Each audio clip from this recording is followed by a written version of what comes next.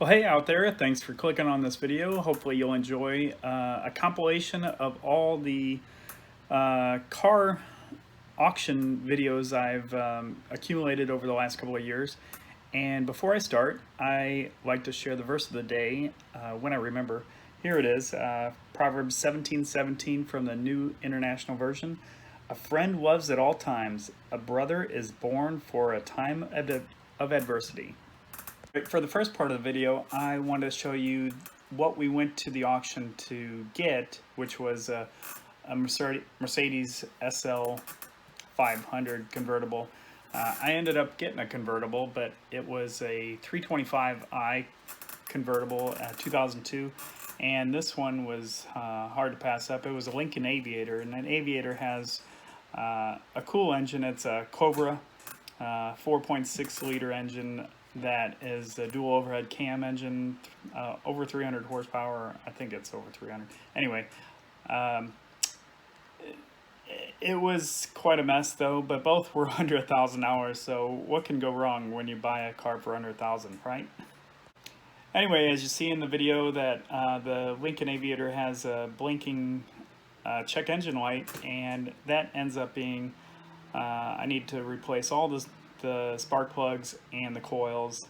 I think I did another video on this this exact truck, and ended up keeping it for quite a while. I towed other cars with it, but then sold it.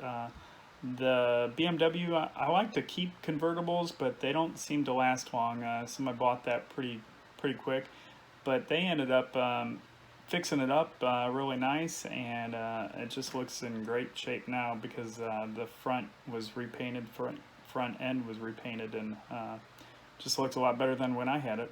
At the Corpus Christi auto auction, look at that! Got an SRT Dodge Ram truck. Let's go check it out.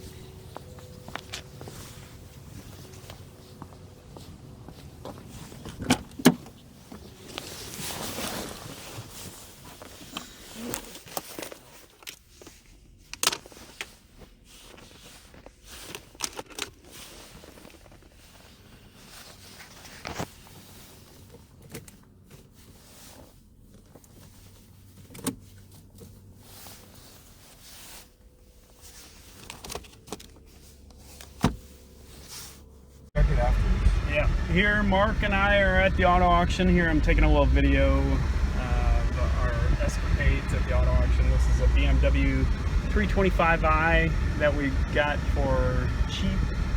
Here is, oh, I think you just passed it. I don't know where it is. That Lincoln was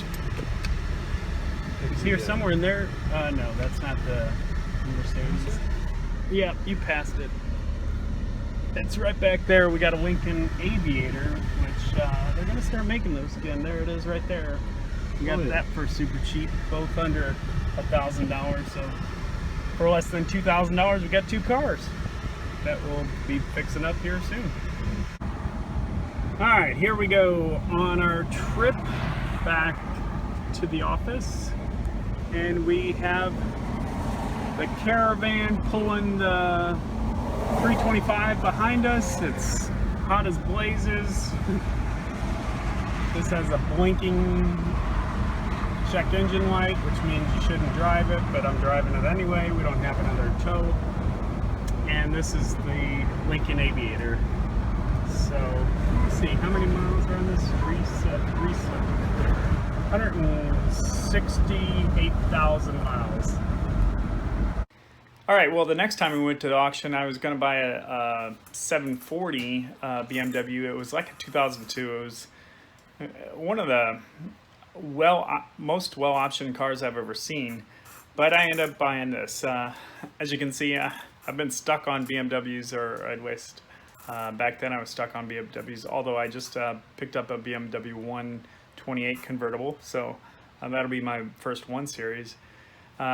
This one though, I had a lot of issues with it and ended up just breaking even because just getting out what I had in it.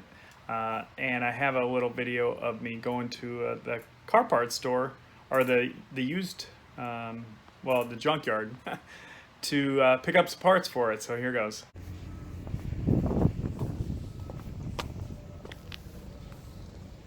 V12.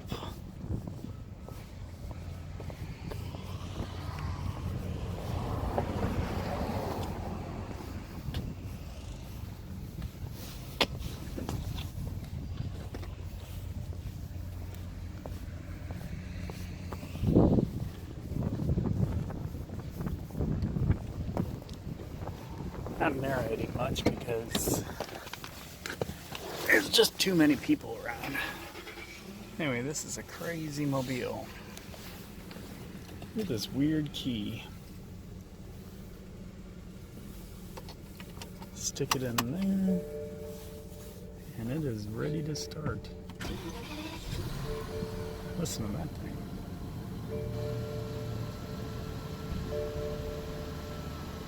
I can feel it pumping up the air, the tires, or the suspension.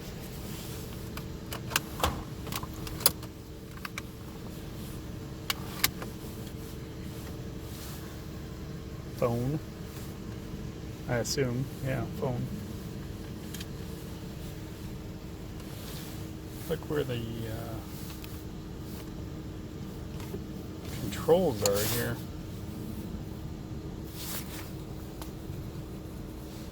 Heated and cooled seats, memory, all in the center column. This is like a leather or a suede. Buttons everywhere. What is that?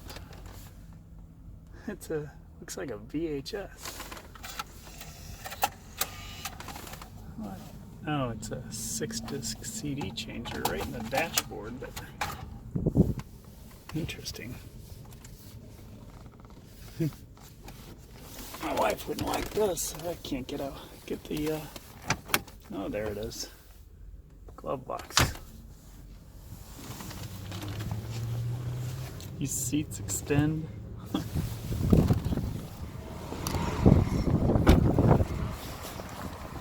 See if I can get this thing open. Nope.